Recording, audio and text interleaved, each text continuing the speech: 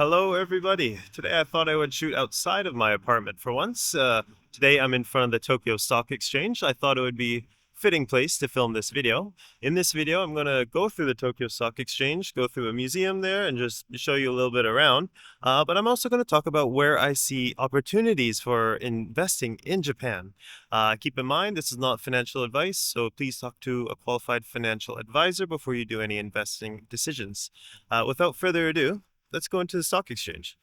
Nothing like a casual Lamborghini parked out front. Normal for stock exchanges, I guess.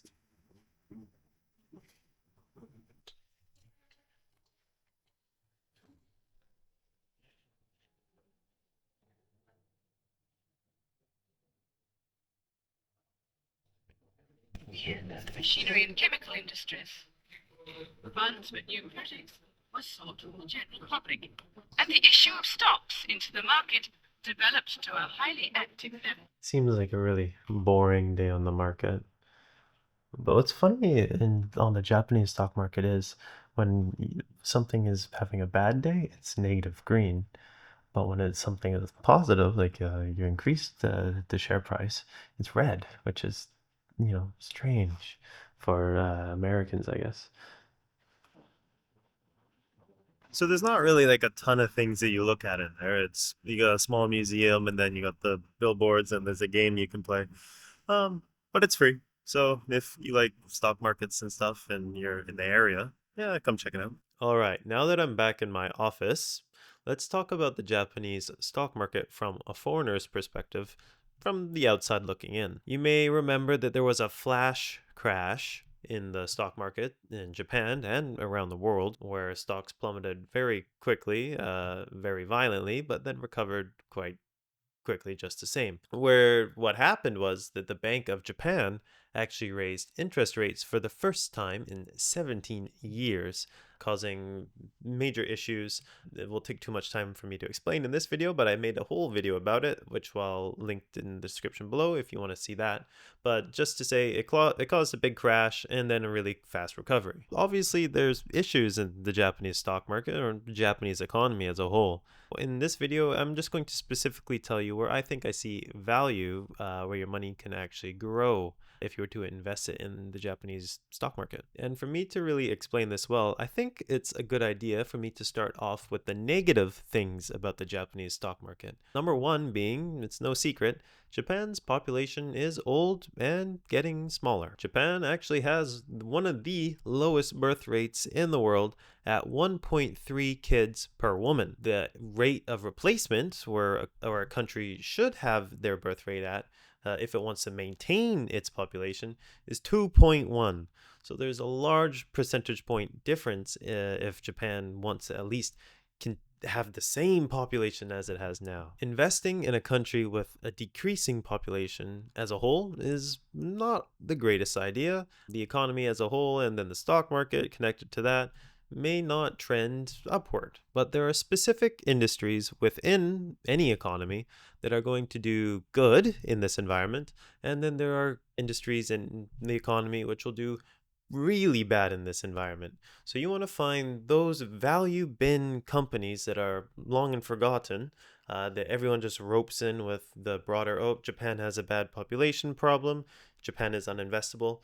Not true. There are some gems within Japan that can buck this trend by doing certain things like exporting products outside of Japan or being international companies. These are the ones that we're going to try and focus on today. One segment of the stock market you want to avoid in a falling population economy like Japan is consumer goods.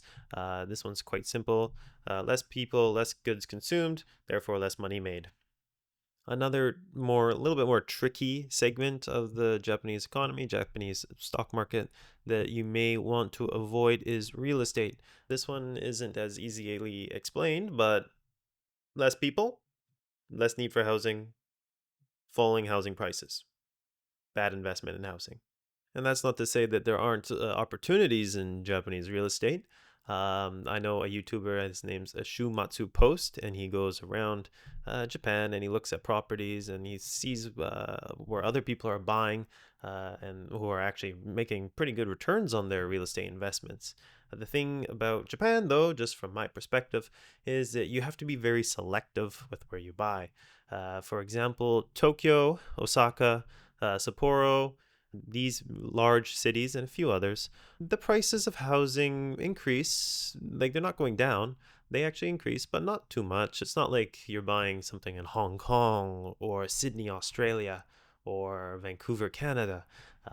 You're not going to get massive returns on the value of your home every single year, but you still make a little bit, and the yield is around 4 or 5% if you're renting it out in Japan. Not a huge yield either, so it's not a terrible investment, but it's just you have to really invest in the big cities or make some sort of really good deal investing outside of them, because houses that are outside of the cities in Japan really are at like bargain bin. Like, you can find what's called an Akiya house, which is an abandoned house, and you can get them for next to free. Another kind of business that I would be wary about investing in Japan would be any kind of business that focuses only in Japan, where it only has the Japanese market. It's not selling to China, it's not selling to Korea or internationally or anywhere else. It's just selling within the Japanese market. These kind of companies I worry about just because they have the depreciating yen as a problem. So the yen has been decreasing against the dollar for a few years now, and it doesn't look like it's going to recover anytime soon.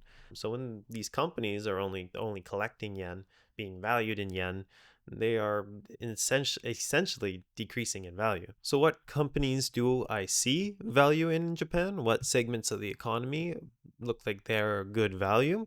Well, that would be the large companies, like large cap companies, trading house, or what they call them here in Japan, trading houses. These are companies like Toyota, Mitsubishi Group, Mitsui Group, Marubeni, and Suitomo. Besides the names Toyota and Mitsubishi, the other ones you've probably never heard of before. But all these companies are what's called a trading house. So these big companies in Japan, these trading houses, own a whole bunch of different little companies. For example, when you think Toyota, I bet you think, oh, yeah, nice, cute Toyota Corolla or Toyota Camry. But did you know that Toyota also builds custom built homes here in Japan? And the Mitsubishi company, you probably think Mitsubishi cars. Mitsubishi also runs one of the largest banks in all of Japan. So, big difference between running a bank and building a car. These trading companies are very well diversified. They make a whole bunch of different products: automobiles, electronics, they do finance, they ship raw materials, they do agriculture, they do everything. They are very well diversified. But when they ship these products outside of Japan, that's where you see value, because they're selling these products for US dollars, which are more valuable than the yen currently. When the value of a country's currency starts declining against another, that usually creates a whole large demand for the exports of that country, because they're now a lot cheaper. This is what it's been happening with China for the longest time, only changing recently. This is why movies are oftentimes filmed in Canada. American companies will go and film their movies in Canada because the Canadian dollar is weaker than the US dollar. So they get a bargain on the product that they make. And this investing angle, this investing idea is not unique to me. The Warren Buffett and Berkshire Hathaway, one of the best investors in all of history, has also taken large positions in these large trading companies like Toyota, Mitsubishi Group, Suitomo. Warren Buffett has bought and is increasing his positions in these companies. So if you are looking for a low risk way to get into the Japanese stock market, buying one or two of these large companies is probably a really good way to do it. Another way you could invest in the Japanese economy that would be really safe would be to just do it through an ETF. I know that iShares and JP Morgan offer pretty decent Japan as a general ETFs. I will put the ticker names here and here. So if you want to buy Japan as a whole, you can buy an ETF. It's just that with Japan, I think because of this broad demographic decline that's going to affect most companies in the country, there's certain parts of the economy that you don't want to be invested in, that the ETF probably does have exposure in. So if you want to get something that's just probably more pure play, something that's more export focused, it might be better to just do some stock picking and buy one of these large trading houses. I'm going to touch on Japanese technology as well. Technology stocks in the United States and Canada actually have been really amazing performers over the last 10-15 years. You've had really good returns if you invested in Amazon, Microsoft, Facebook, etc., etc. Japan, despite being futuristic, when you think Japan, you think robots and technology. Japan isn't really keeping up. Japan is kind of stuck in the 90s when it comes to technology. It was the first into the 90s, but it never actually left. A good company that I think that you could invest in Japan, if you are a believer in AI, if you think AI is going to be a massive mover in markets around the world for the next few years, then there is a good company here. The company is called Shin-Etsu Chemical Company. I'll have the stock ticker up here as well. What this company does is it makes chemicals that are used to build GPUs, one of the most important components when it comes to building AI chips. They build the silicon wafers that go into the GPUs.